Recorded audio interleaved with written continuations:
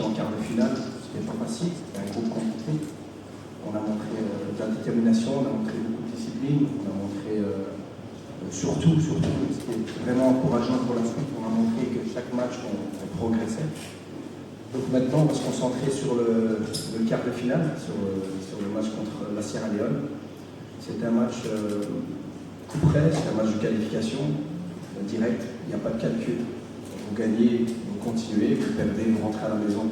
Donc c'est assez simple.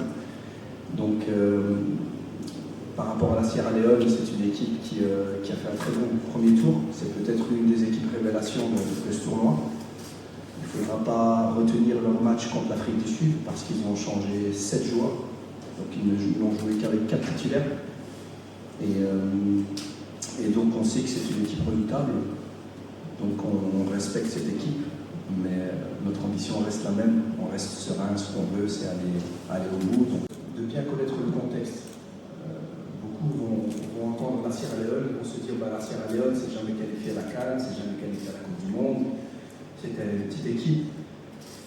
Il suffit juste de regarder le premier tour.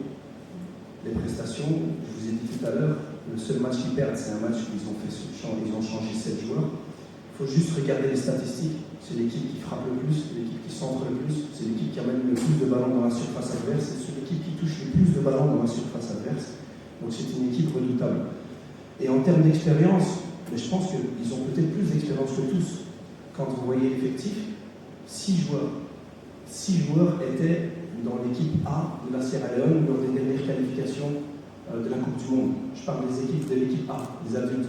Il y a 4 joueurs qui sont titulaires ici, qui ont joué titulaires contre l'Égypte lors des qualifications de la Coupe du Monde 2026. C'est des joueurs qui jouent en pro, qui jouent en équipe nationale A. Donc cette expérience, ils l'ont.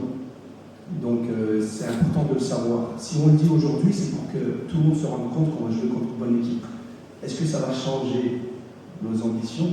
Non. On reste serein, on reste confiant. Moi j'ai amplement confiance en notre groupe, en notre staff. Notre objectif reste le même. On a énormément de qualité, on sait ce qu'on veut, on sait d'où on vient, on sait ce qu'on a construit pendant 2 ans pour arriver là. Et donc ça ne change rien. Notre ambition reste la même. On est confiant, mais on ne va pas jouer contre.